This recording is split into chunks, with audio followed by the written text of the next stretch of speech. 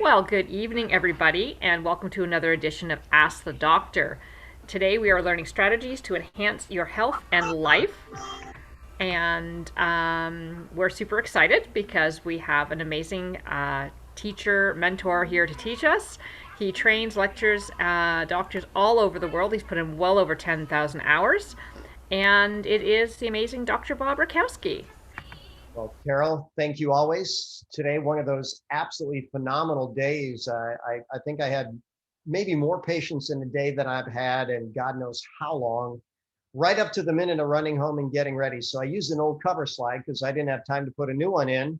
But cover slide's just the starting point. So we're going to start with a handful of questions. So several were submitted to me. One was about fibromyalgia, another was about autoimmunity. The next was something called, chronic recurring myelitis. We're going to talk about that. And the data was also asked about laboratory data. And I certainly have a little different point of view on that, and I'll share my point of view. But when you start looking at fibromyalgia, this is a diagnosis that far too many people are getting. They're really, really struggling. They're not getting answers. And there's probably a really good reason why they're not getting answers and not getting benefit. And it's quite simply because medicine really doesn't understand it. You look at all these symptoms, whether you're talking about chronic fatigue, headaches, food sensitivities, brain fog, sleeping problems, aches and pains everywhere, gut challenges, anxiety, insomnia, cramps, exhaustion, you name it, almost anything could fall into the diagnostic criteria. But I always tell my students, teach my students, and when patients come in, I tell them, when people come in, they generally want to know the answers to four questions. Number one, what's causing the problem? Not what do we name it? So you break down the name fibro, that means fibrous, like scar tissue, myalgia, myo, like muscle, algia, a painful condition of. So you walk in, you say, my muscles are stiff and sore and they don't feel right. And they go, oh, okay, we'll call it fibromyalgia. They're fibrous, they hurt, your muscles hurt. Okay, cool. And you know what? That doesn't give us much of anything at all. We really want to look at the cause. And again, medicine's kind of lost for the cause, and I'll share what they say. The second question people want to know is, can I help? I always answer, I don't know, but I'll try, even though I've had really good successes with many of these cases. How long does it take to make a difference? Bodies respond to frequency, duration, intensity, quality, and timing of stimuli. How much does it cost? Well, it depends on how much we do, how fast we do it, and how many things are going on to set up your circumstances. I always say I also want to answer the question, how complex is the case? Well, fibromyalgia is complex. How strong and resilient are you? We actually determine that with a test called bioimpedance analysis. I'll talk a little bit more about that when we talk about the diagnostics. Next question, is there anything in the chemistry we need to address? Is there an unresolved trauma or infection, or is there anything else? And here's what I can tell you. Fibromyalgia patients tend to be complex. Their resilience certainly could be better. There's multiple things going on in their chemistry. Often there's a stealth infection. Anything else, a super stressor or a toxin, all those things can be factors.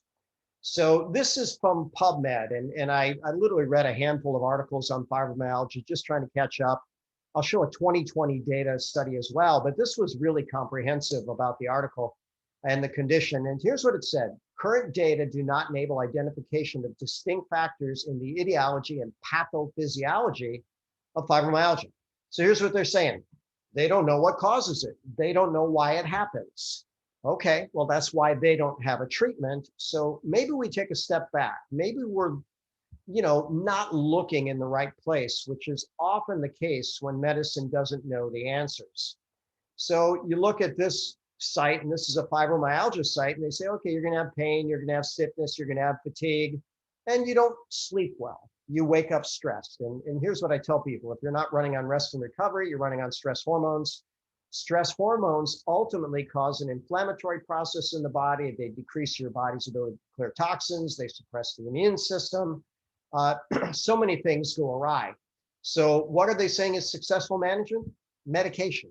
Okay, you're taking a person who's likely toxic and giving them drugs to try to ignore the symptom. I hate to tell you, but most fibromyalgia patients I see coming in, they're on an antidepressant, they're on some type of painkiller, and they usually throw them on some type of thyroid med for, just to pick up their energy a bit.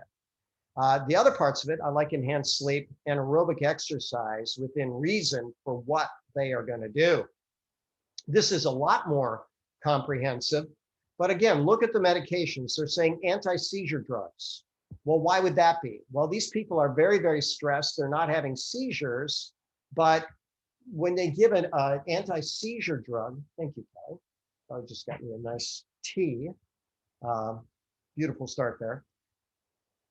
Those anti-seizure drugs are the extreme of anti-anxiety drugs. Antidepressants, well, why? Because they're depressed. Why are they depressed? Because they hurt all over, because they don't sleep well, because they don't feel good, because they don't have much energy. And too often the doctors are telling you, it's all in your head, so I'll give you an antidepressant. And then non-steroidal anti-inflammatories, these, are certainly not as bad as opioids and things like that, but a number of challenges. And then what do they say?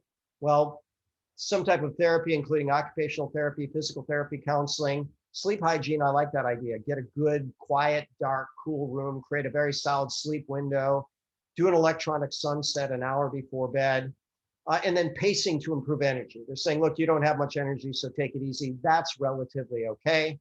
I like exercise. I like diet. And then the alternative treatments can also be very, very effective. So this was a website that listed what these authors considered actually 10 root causes for fibromyalgia. Did they list them in any specific order? Not really. Are all these going to be the case in everybody? No, but if you address these things, you're probably going to help people get a little healthier. So if people have gluten sensitivity, they're probably better off avoiding gluten. So here's my stance on gluten. It's not a poison for all humanity, but so much of it has become genetically modified that it's causing a lot of problems. And plenty of people are gluten sensitivity. Since it's not critical to anybody's health, I put people on a gluten-free, dairy-free diet to start, especially complex cases. After we get you better, add it back. Let's see what happens. Candida, yeast overgrowth, like all living organisms, Candida eats, drinks, and goes to the bathroom. Candida eats mostly starches and sugars, and it poops things that are neurotoxic, and they'll poison your brain and body. So if there's Candida, we probably want to get rid of it. There's lots of good herbs to kill Candida, by the way, including Ganoderma, including Uva ursi, including golden seal. Thyroid, well, thyroid's a big problem for sure. And thyroid controls the metabolic rate of 99% of the tissues around your body. Malnutrition's number 4. Well, the World Health Organization says malnutrition is the number 1 cause of death on the planet. SIBO, that stands for small intestinal bacterial overgrowth. Bacteria should be in the colon, not in the small intestine. Sometimes they migrate up and they actually start to intoxicate the intestines. And again, my favorite way to kill those is going to be natural antimicrobials and a really good diet. Stress, I personally would have put that one up at number 1. I actually think stress is the top killer on the planet. Stress suppresses the immune system, causes leaky gut, causes the inflammatory process, disturbs sleep, does other things. Mycotoxins, these are molds and fungus toxins. There's a lot of mold issues around the world. And you look at so many people are now saying, oh my God, I've got this mycotoxin problem. What's the problem? Well, our population is sicker than it's ever been. Mercury, that's one of many heavy metals. I probably would put heavy metals up there. They throw in poor methylation. That's how your body processes active B complex vitamins. And you methylate 1 billion times a second. It's important for your brain chemistry, for your immune system, for cell signaling, for detoxification, to mask and repair DNA, a very critical function. And then they say low glutathione. Well, glutathione's your predominant intracellular detoxification agent. So in theory, all of those things could have an impact, but I think they fall into these 4 categories. I call it the deadly quartet: stress, toxins, malnutrition, and physical inactivity. Now, how hard should fibromyalgia patients exercise? Not very hard. Why? Because they don't handle it. If they go too far, they'll actually create more of an inflammatory process for themselves. So, gentle walks around the block in short segments, maybe 5-10 minute segments multiple times a day, maybe even barefoot, maybe earthing, things like that. I like a stress reset with melatonin, theanine, Ganoderma spores every waking hour. My rule in clinical practice is when in doubt, detox. They called out a number of toxins, mycotoxins, candida-induced toxins, heavy metal toxins. And there's different ways to detox different things. And then when we nourish, we've talked plenty about nutrition, a really good diet, an anti-inflammatory diet, preferably a ketogenic diet, meaning very low starches. Why do we do that? Because if there is an infection, sugar feeds infection. Sugar suppresses the immune system. So Wally Schmidt is one of my mentors from way back when. I think he's now in clinical practice 50 years. And he says, whenever you have chronic cases, there's three things you want to look for that most people don't look for. Heavy metals. I can tell you there's a quote from the medical literature, the modern skeleton has 500 to 1,000 times the lead of pre-industrialized humans. Food reaction, the big ones, gluten, dairy, but it could be anything. 2,000 years ago, Lucretius said, one man's food's another man's poison. And what's a stealth infection? One that medicine's not having an easy time finding. There's plenty of people that have chronic viruses. There's plenty of people that have yeast. There's people that have parasites. There's people that have all the above. And what we want to do is we want to, make our bodies stronger. I always tell people that healthy bodies don't get sick. So you keep the immune system strong. The enemies of the immune system are stress and sugar. So that's going to be the fibromyalgia. You can type in questions if you have follow-ups on that. I think I'm going to create a little mini course on fibromyalgia. That's what I've been doing on some of my Facebook posts. And I'll put it in a YouTube group and all my public figure pages and things like that. I recently did an autoimmune mini course. And medicine teaches this. They say autoimmunity is what happens when the body attacks itself. And realistically, that's not a very good description. So this woman's asking the question, wait a minute, I thought that my immune system was designed to protect me. Why in the world would it want to kill my thyroid or my connective tissue or the covering of my brain or whatever organ's being attacked? And so New England Journal of Medicine, this is if you go and type in this PubMed ID, you'll see the year. This is not a new reference. This is fairly old. We've known for a long, long time that we have immune reaction against our own tissue, against our cells when those cells are dead and dying. And notice what it says, autoreactivity is physiologic, it's normal in physiology, and it's crucial. It's absolutely needed to have normal or optimal immune function. Very sad story here. This young lady died at age 23, her name is Sasha McHale. She was the daughter of Hall of Fame basketball player Kevin McHale. He won a number of championships at the Boston Celtics with Larry Bird as his teammate. But notice what it says. She died of lupus-related complications. It turns out that her aunt came into my office. Her aunt was 50-something years old. And she came in and she says, well, I want to be tested for every autoimmune disease known to man. And I took a step back. I said, my gosh, you're asking a lot. I don't even think we've named all the autoimmune diseases. Right now, we're over 100. What's going on? What are you looking for? And she said, well, my 23-year-old niece just died, from lupus. And I said, wow, that's the second case I heard of in recent months. She said, who was the first? I said, Sasha McHale. She said, well, that was my niece. And I said, well, what the heck happened? Well, she was diagnosed with lupus. They were giving her immunosuppressive drugs. They shut down her immune system. She got pneumonia and died. She died from the drugs suppressing her immune system. And so this is a TED Talk, and it's about the immune system, and it's pretty fascinating. There's your link up on the top. But this guy's saying, okay, this is our pancreas. This is a normal beta cell. That's the cell that makes insulin. This, however, is an abnormal beta cell. And basically what he said is, when you have an abnormal beta cell, the immune system will try to kill that cell. And he says, so, we're just going to try to create smarter drugs so that, the immune system doesn't kill this abnormal cell. Well, keep in mind that if it's an abnormal cell, the immune system is supposed to take it out. So the way I'll explain this to patients is, I'll say, let's say that you have a good friend that needs a kidney. And you say, well, I've got two, I'll give you one of mine. What's the random chance that your kidney is going to work in their body? And they'll usually say, probably not very good. And I'd say, well, why wouldn't it be good? They say, well, I'm not a match. And I'll say, well, what does that mean? Well, I guess my kidney wouldn't work in their body. Okay, good answer. But here's the deal. Your body knows what cells are yours and what cells are not yours. And if your cells are not yours, then your immune system says, okay, that's a foreign invader. I need to kill it. So ultimately, what happens is when the cell doesn't recognize when the immune system doesn't recognize your cells as yours, it goes after them. And so the Journal of Autoimmunity says there's a relationship between cell injury and autoimmune disease. So this is actually the same person. And the way I explain that is if you're at the guard at the military base and you use facial recognition, if this guy shows up, you say, hey, come on in, you're welcome here. But if this guy shows up, there's no way you're letting him in.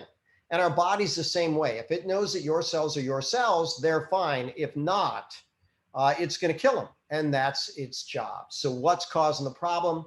Well, there's certainly an interaction between your genetics, your immune system, and your environment. But the genetics are a very minor player. So very, very often, females have 75% of the autoimmunity, and it usually starts after age 35. There's certainly exceptions to that.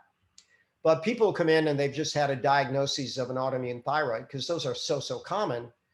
And, I'll say, okay, let me get this straight. For the first 35 years of your life, your body loved your thyroid and wanted to protect it, and now it hates it and wants to kill it. Does that make sense?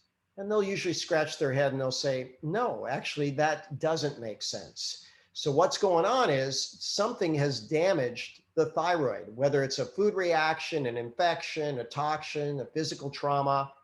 All of those things can be problematic in autoimmunity, and we come back to the deadly quartet. Stress increases the probability of autoimmunity. When someone's diagnosed with post-traumatic stress disorder, there's over a 35% chance that over the next year, they'll develop an autoimmune circumstance. If I go back to that previous slide, when you start looking at toxins, they call out certain toxins like drugs. Drugs, believe it or not, medicinal pharmaceuticals are known to trigger autoimmunity. Mercury is another toxin. Infections can do the same. What about malnutrition? I'll go on that on the next slide, but we know that the right amount of physical activity is good for the body, brain, and immune system. And over 27,000 PubMed studies on nutrition and the immune system. And therefore, it's very easy to reason that nutrition is important for the immune system. So I include all these PubMeds through here because whether the immune system is functioning too hard or too low, doesn't matter if it's against your own cells, autoimmunity, or with foreign cells like allergy, these will balance the immune system. Vitamin D, DHEA, Ganoderma, Periliseed, resolvins, which are a downstream molecule of omega-3, and gut repair, sealing and healing the leaky gut. These are all things that can help the autoimmune circumstance. And another question that was submitted to me as chronic recurrent multifocal osteomyelitis. You know what? Here's what it says. The exact cause is unknown. Genetics may play a role. Well, that doesn't give me a lot of data, does it? So again, we have another circumstance where, look, if we don't know the cause, it might be hard to treat. So here's normal bone. This, by the way, is a growth plate. So this is a young wrist, and these bones will ultimately fuse. And you can see that there's parts in the fingers that haven't fused as well. But here there's erosions down. And they're calling that an inflamed area with cysts and bone destruction. That's the chronic recurrent focal osteomyelitis. So could genes be a part? Sure. So when we look at cancer as the model, genes are 5 to 10% of the story, environment 90 to 95. And I'm going to say the same thing is going to be true with this. If we give the body the right environment, the healthy environment, the nurturing environment, the clean environment, the alkaline environment, the anti-inflammatory environment, then we can get better. And it comes back to the deadly quartet. By the way, medicine's deadly quartet: obesity, high blood pressure, prediabetes or diabetes, and high blood fat, whereas I'll keep going back to stress, toxins, malnutrition, and physical inactivity. So we teach people to eat right, drink right, think right, move right, sleep right, poop right, talk right every single day. And then we dot the I's, cross the T's with nutrition, detoxification, eliminating chronic infection, etc. So I've taught a number of years of laboratory diagnostics. And by the way, I've taught full day courses on any modality that I use in clinic in terms of assessment. So it's going to be challenging to figure out what you want to know about tests. But one of the first things I do to get a snapshot value is something called bioimpedance. Bioimpedance analysis is very, very simple. We measure people's height and weight. Why do we measure them? Because most people lie. They claim an inch taller and 10 pounds lighter. So we're going to measure them. And then we hook electrodes to their hands and feet. And then we run a very slight current through their body. So slight they can't feel it. It's not contraindicated if they're pregnant or have a pacemaker. And then we measure two values: electrical resistance, which is related to the amount of water in the body; capacitive reactance, which is related to the cell's ability to store electrical charge. And then ultimately, the data that we share with the patients is value of their body composition: how much lean tissue, how much fat tissue, how much water they have, whether the water is inside the cell or outside the cell, and a number that determines the health of the tissue called phase angle so accurately that it's listed as an indicator of survival for people with cancer, AIDS, liver, kidney disease, better than even the lymphocyte count in aged patients. So I really like that as a snapshot. When I teach bioterrain, I usually keep this picture incomplete, but it says when the fish is sick, and I cross out the word water. Most people realize that for the fish to be healthy, it has to be in a clean environment.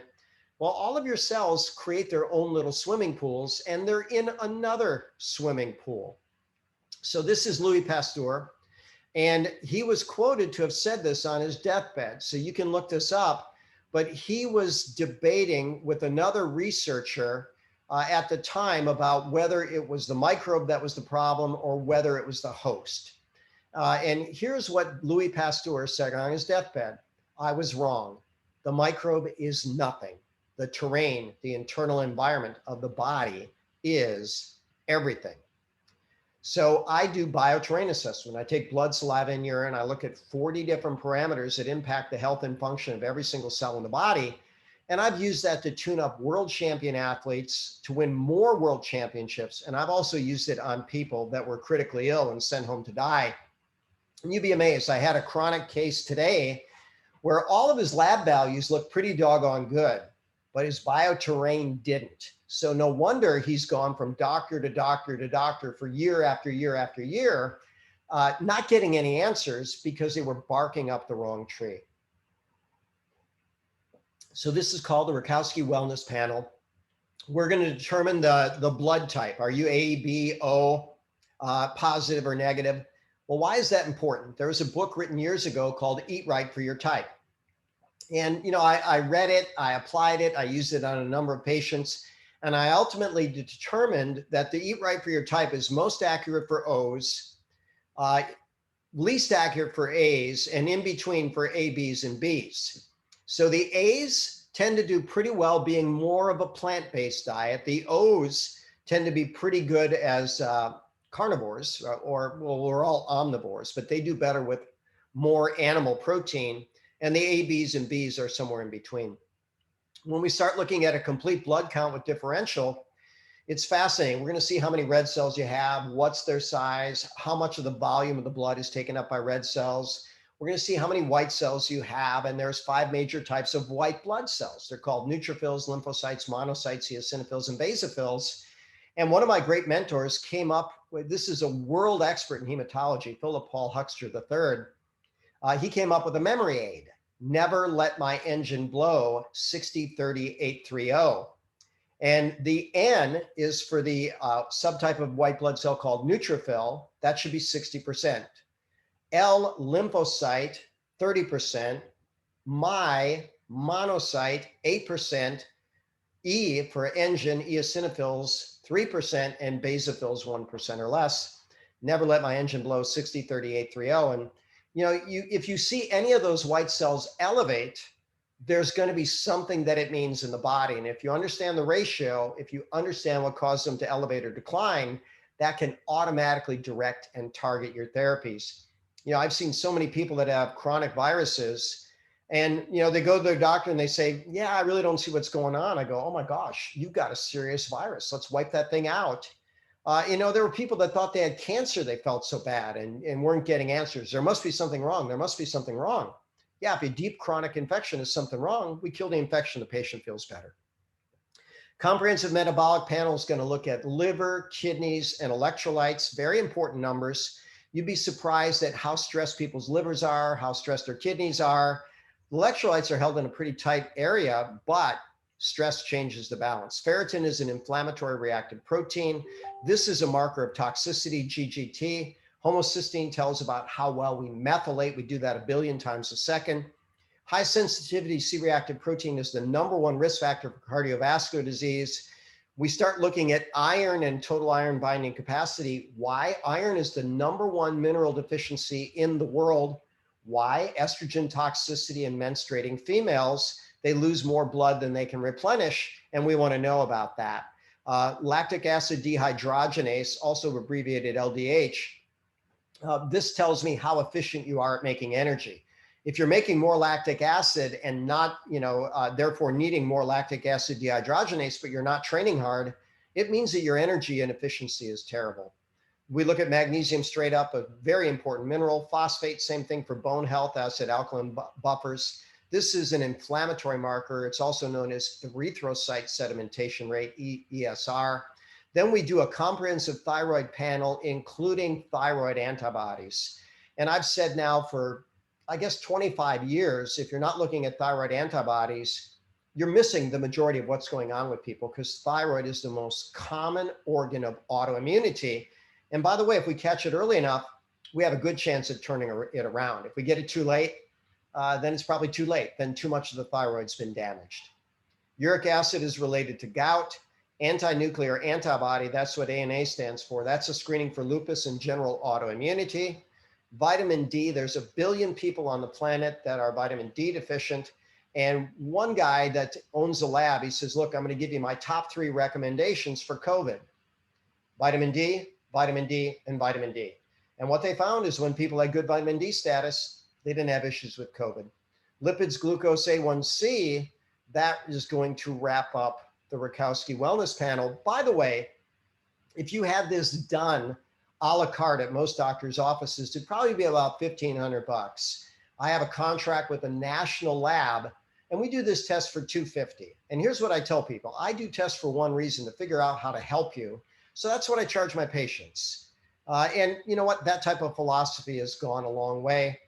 Here's a picture of the white cells, neutrophils, never, 60%, lymphocytes, 30%, let, my, monocyte, 8%, engine, eosinophil, 3%, basophils, 0%. Finally, this is a very fascinating piece of information I owe to my mentor, Charles Poliquin. And then we just asked the question, how do these conditions start? Cancer, diabetes, autoimmune disease, hypothyroid, cardiovascular, neurodegeneration. Well, the answer is when conditions are just right. And how do they resolve? When conditions are just right. So this was the second annual Monaco Anti-Aging Conference.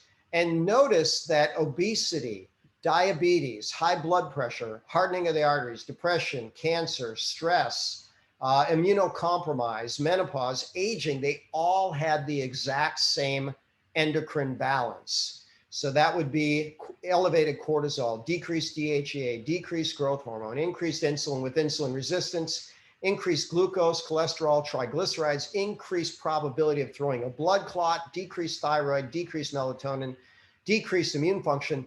They all have the same pattern of endocrine imbalance.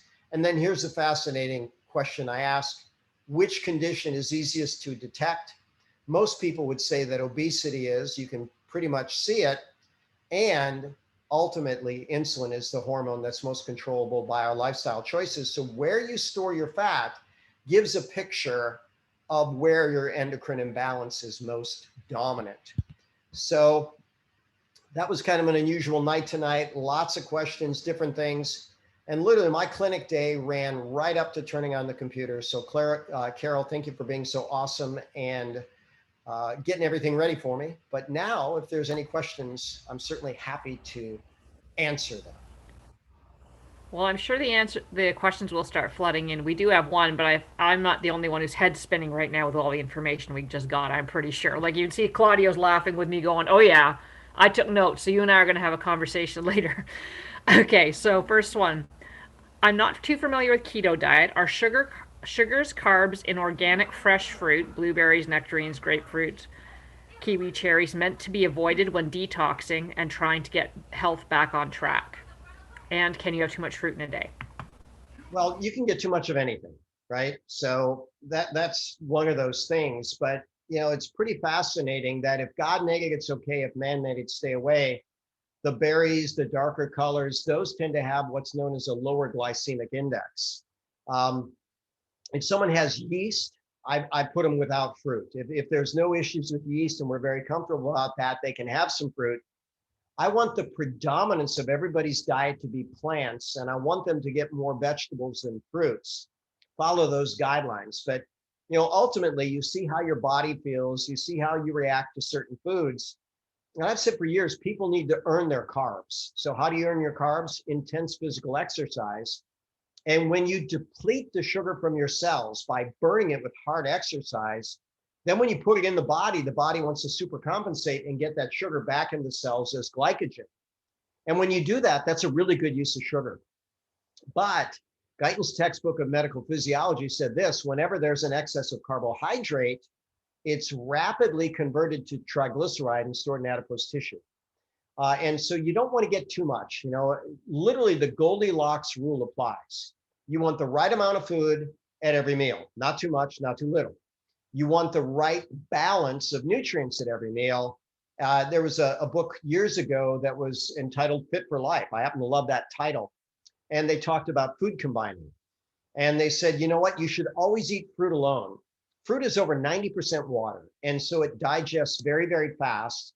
And so when you eat it alone, you're going to assimilate it. That was nature's original fast food.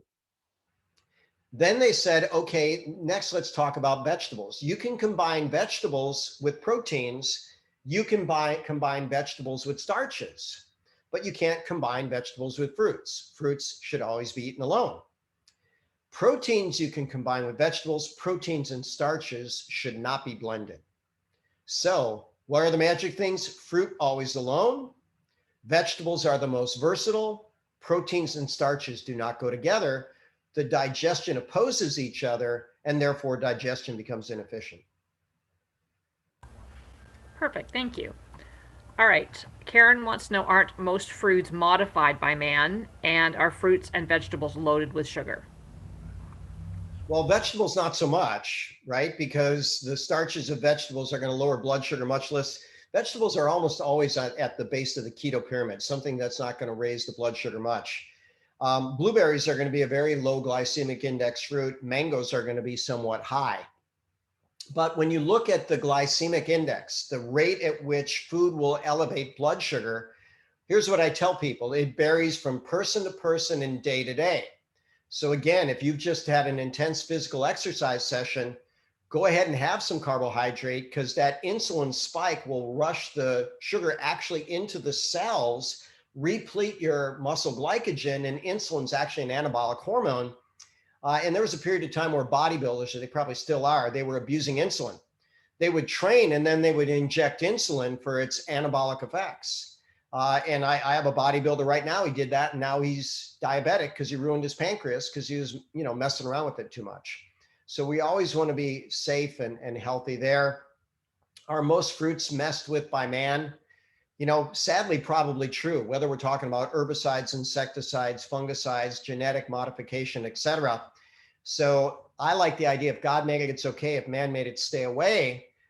You just have to be really diligent. So there's, community supported agriculture groups where you can know the farmer, be friends with the farmer, support the farmer, because these are the people that are taking good care of the earth and those of us on it.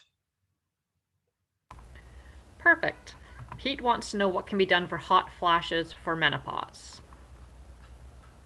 Hot flashes for menopause. So ultimately, we want to prevent them. So I've told this story a number of times, but it's a good story, so I'll tell it. When a little girl is born, by the way, I used to say she was born with 1 million eggs. Now they're suggesting the average girl is born with about 3 million eggs in her ovaries. So that's pretty fascinating. I've got a granddaughter due in October. She's going to come out 3 million eggs in her ovaries. Now, what happens is those eggs are going to sit there for a period of time until the body changes to where one of the eggs is going to ripen over the course of a month, where it's going to be ready to be fertilized. It's going to actually rupture out of the ovary. And some women feel that. They have a German term for that. They call it Mittelschmerz. They can feel a pain in their abdomen when they ovulate.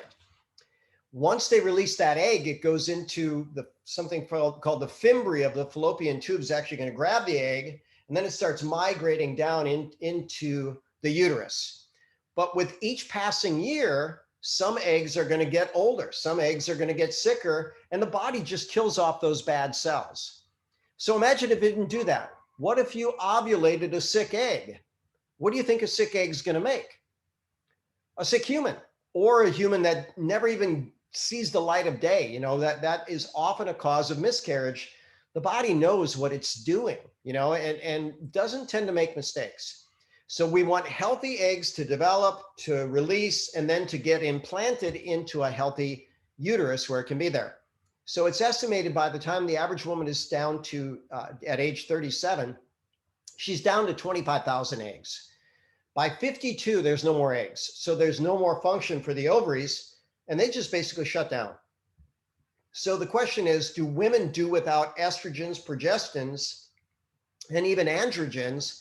And the answer is no, they don't. They need estrogens, they need androgens, they need progestins. So where do they make them? The term is intracrinology, not endocrinology, intracrinology, intracrinology, intracrinology. The cells of the body that need the estrogens, the progestins, the androgens make them. And then the hormones are utilized in that tissue, and then they're actually detoxified within that tissue. So about 8 years ago, I was at a global conference, and a world-renowned OB-GYN said, by the way, since the hormones are made in the cells, used in the cells, detoxified in the cells, this seriously limits the value of blood testing. So blood testing may not be the best way to tell how your hormone status is doing, but how do you prevent the hot flashes? When you keep the adrenals healthy, that's a really good thing. That's one thing that can prevent it. It's actually suggested that the hypothalamus and the temperature control is kind of yelling at the adrenals to make hormones, but you know, a lot of times the adrenals are burned out, and so the temperature center gets going.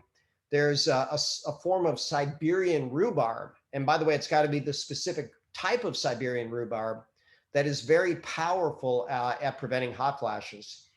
So I'll tell a story. I was giving a lecture in Chicago, and this is probably 5, 6, 7 years ago. You know, time just goes so fast. But I was giving a Saturday, Sunday lecture.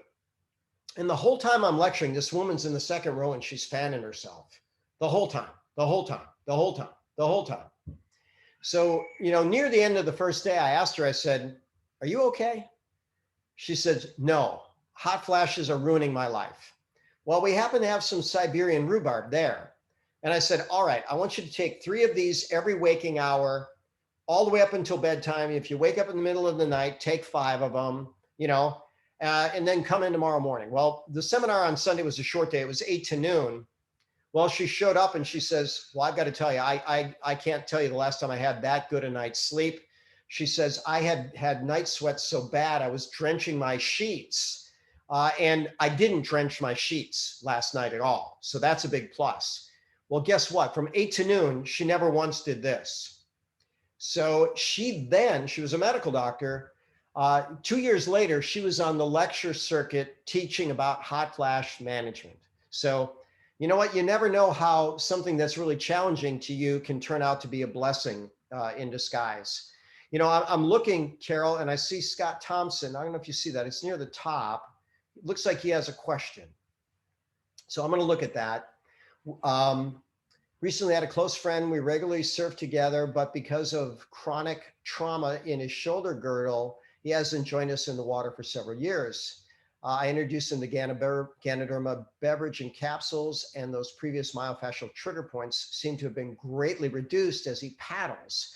Says the only change he's made, aside from using bands to exercise his shoulder, and is now enjoying a previously shut previously shut down part of his life. Pretty cool. Okay, so that's an absolutely epic testimonial. That's awesome. And by the way, we didn't mention a product company name. Ganoderma is proven to be anti-inflammatory by 13 different mechanisms. It dissolves scar tissue, including amyloid in the brain, which is associated with Alzheimer's disease. When you start talking about trigger points, it reduces muscle spasms, it alkalizes, all those things are awesome. So that's a really good testimonial. So thank you for that. Awesome. What would you recommend for someone with severe digestive conditions? Well, I don't know that I have enough information there, but here's what I tell people. We can solve most digestive challenges with a series of questions. Number one, what are you eating? Right? So food is going to be really important. And when people have digestive challenges, I put them down to one food per meal. They're called monomeals. So food number one, let's say you want to try, I'm going to try something that's very gentle for me. I'm going to have a little bowl of blueberries. Okay, cool. Did you do okay with the blueberries? Okay, blueberries, fine. What's meal number two? How about some green beans? What's meal number three? How about a piece of chicken? Meal number four, how about a piece of fish? How about meal number five? How about some asparagus? How about number six, some spinach? How about meal number seven? Maybe some Brussels sprouts. When you do one food at a time, you can see if you're having a food reaction. Question two, how's your digestion? We have a population which is horrifically low in hydrochloric acid. So I could go through the math of it, but literally it takes 600% more effort to make hydrochloric acid than any other cell, any type of chemical in the body. Parietal cells are loaded with mitochondria. It's estimated to take 1,500 calories of energy to make a liter of gastric juice. And so if they have low stomach acid, we might want to supplement with stomach acid. Could they have gallbladder insufficiency? Absolutely. That's mostly for digesting fat. The gallbladder stores and concentrates bile. And we talked about the 4Fs and now the 5Fs of gallbladder, the fat, 40, fertile, flatulent female. None of those are flattering. But what's that all about? It's all about estrogen toxicity, and estrogen causes problems for the gallbladder. What about pancreatic insufficiency? You bet that you can get supplements that have proteases, lipases, amylases. Those are all made by the pancreas for digestion. Proteases digest protein, lipases digest fat, amylases digest starch. Next, what kind of bugs live in your gut? The difference between good bugs and bad bugs is what they eat and what they poop. Good bugs eat poop, poop nutrients. Bad bugs eat nutrients and poop toxins. Most people have some level of dysbiosis, bad bugs in their gut. Next question, do you have a leaky gut? So if I were to swallow a penny, it would pass out the next morning with the other stuff in my intestines that I don't absorb. So it's really not in my body, but if I develop a leaky gut, then things that are inside and not fully digested can get into the system. The body can see it as a foreign protein and then begins to attack it, and you get an inflammatory and immune response, and you may develop food sensitivity. And then the final question is, how often do you poop?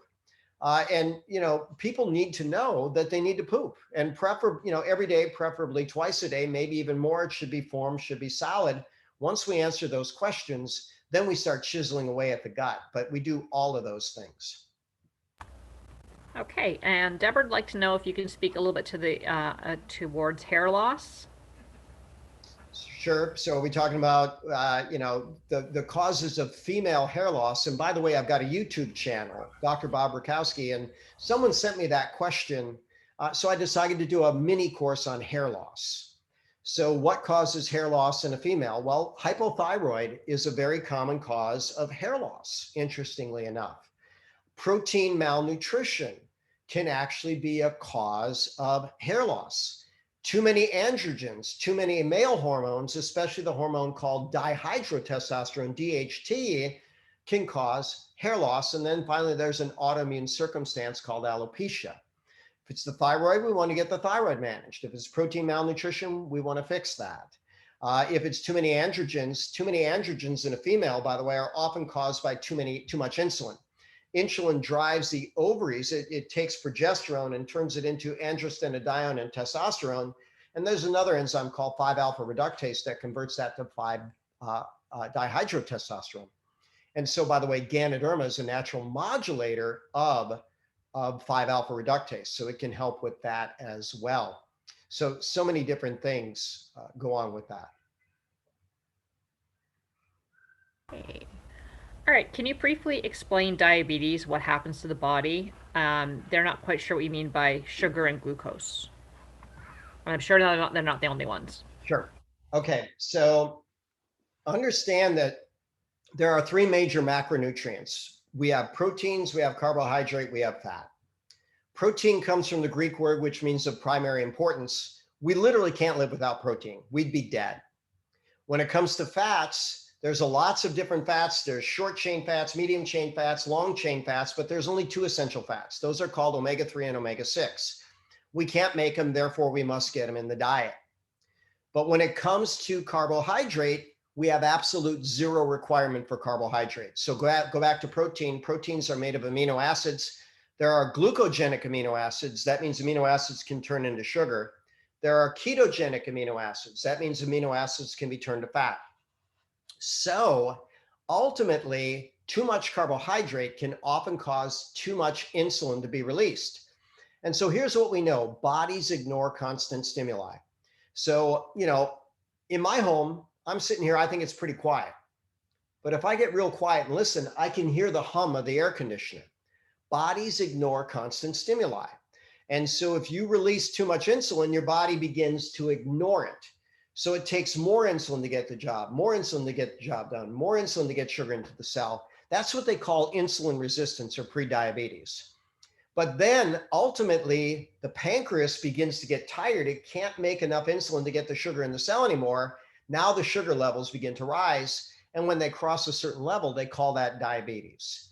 So where are you going to get carbohydrates? Well, mostly plants. But I'm going to go, if God made it, it's okay. If man made it, stay away. If you look at a paleo diet, humans have not been eating grains for most of human history. And a lot of people call grains a scourge on humanity. I'm not sure that that's entirely true, but I can tell you a lot of people have problems with grains, and especially gluten-containing grains. So if you're going to do grains, do whole grains, properly combine your foods. But diabetes is not just about eating too many starches. You have to eat right, drink right, think right, move right, sleep right, poop right, talk right. So eat right is going to be paleo keto. Drink right means don't drink any sugar. Drinking sugar causes too big a rise in the system. Think right, if you're under stress, your body releases fight or flight hormones. All fight or flight hormones raise blood sugar so you can fight or flee. So stay relaxed. Eat right, drink right, think right, move right. Well, that whatever movement you like to do, but people in general don't move enough. By the way, when you do intense physical exercise, that changes the body into a fat burning machine in the long run. In the short term, it burns the sugar out of the cells. But whatever exercise you enjoy, you want to move well, you want to be pain-free, you want to keep your body composition right. Sleep right. Here's a fact: if you sleep the right amount, your body runs on rest and recovery. If you don't, you run on stress hormones. Stress hormones raise blood sugar. Poop right. There are certain toxins that are associated with diabetes. That's just a fact. And especially the pesticides, herbicides, fungicides. And then finally, talk right. All cells need ideal levels of communication: acid alkaline balance, oxidation reduction potential, healthy organs, etc. all make a difference with that. Okay. What do you recommend for a good night's sleep? They've tried melatonin and that does not help. Well, I do a stress reset, so we have to figure out what's the cause. You want to do an electronic sunset. You want to have a perfectly dark room. You want to have a cool room. You want to be very consistent, have a wind down routine that starts at the same time every night, be in bed at a certain time every night. And you know what? Stay in bed. I budget a little over 8 hours every single night for sleep. By the way, Michael Phelps, 9 hours, Tom Brady, 9 hours, LeBron James, 9 hours. And by the way, Michael Phelps would even take a nap during the day, most decorated Olympian of all time. And so, do the stress reset. I see someone typed in red tea. That can be good for some people. Believe it or not, our hot chocolate puts some people to sleep. The mycelium can put some people to sleep. So ultimately, I like sleep hygiene. I like a very precise sleep time, and I like to do a stress reset. And if there's more to it than that, then ultimately we may want to do a little more digging to see what's causing the problem. Perfect. I think the next question from Janelle is, can we put fruit in the OG shake? You can put whatever you want in it, What I tell people is we want to see how your body responds to it. So, you know, for most people, that's going to be okay. You might want to test your blood sugar before and after and make sure you don't get any type of spike. I think you'd be all right, but you know, everybody's unique. Try it. Test your blood sugar, see where it goes. Perfect. Okay. Nick wants to know, is there any circumstance where excess ketones can harm the body? Well, not in all practical terms. So when someone has diabetes, there's a condition called ketoacidosis, and they can't burn sugar at all, and they can't get the fuel in the cell. And ultimately, they're burning so many ketones, their breath literally smells like acetone, and they can drop into a coma and they can have a challenge. But I'm not aware of any case where that's happened in in a non-diabetic person on a ketogenic diet. Humans adapt very well and can burn ketones very effectively. The diabetic ketoacidosis is a completely different circumstance. Perfect. With keto diet, can we have hot chocolate? You certainly can if it doesn't spike your blood sugar. So everybody can buy a glucometer from a local pharmacy, you know, for probably $50. You do a little finger prick and you test your sugar right then and there. So whatever you want to test, you get a baseline on your blood sugar, then you eat a certain food, and then maybe test it again at 30 minutes and 60 minutes and see how much it went up. By the way, you can also get ketone strips to test for ketones in your urine. And some people, you know, they'll wake up, they'll get that first morning urine, they'll see ketones in it. That's a good sign you're burning fat in your sleep. And then ultimately see if, you know, how your diet affects your ability to burn ketones. If you stay keto, that's awesome. Okay. Do you recommend washing fruits and vegetables with vegetable washes from the store? I don't know what's in the vegetable washes. You know, I mean, you want to use good water. You want to use salt, maybe some hydrogen peroxide. Always buy organic. Okay. And is blood sugar the same as glucose? It certainly can be. So, you know, there's a number of sugars that can be in the blood, but easily glucose is the predominant sugar in blood. So when they're talking about blood sugar, they're talking about blood glucose level. Yes. Perfect. Anybody else tonight? I'm going to chime in, actually. I'm just going to take 2 steps backwards, back to hair loss. The doctor suggested Rogaine or PRP or Tivaspironolac. And I know you're going to say stay away from it because it's man-made. Well, you might want to put it in the chat so I see what you're saying. But they actually give a male prostate remedy to females because it's a 5-alpha reductase blocker, and the side effects are horrible. So if it's what's called androgenic alopecia, that's probably what they're thinking it is. Well, then we want to decrease the androgens, and that means we have to get the insulin signaling ideal. And that's, you know, we want to go after cause and effect, not after, you know, let's shoot the messenger. That's what it's saying. Oh, we don't like that messenger. Let's shoot that messenger. Yeah, but now you caused 10 other problems. Well, don't worry, I'll shoot them too. Okay, where does it stop? Well, it stops when you're dead. Oh, is there another option? Well, yeah, you don't want to do that. You have to change your life. Awesome. We've got lots of good advice in the chat here. And a lot of people saying that they are going to need to rewatch this and that it's like drinking water from a fire hose because there's lots of info tonight. Which is totally true.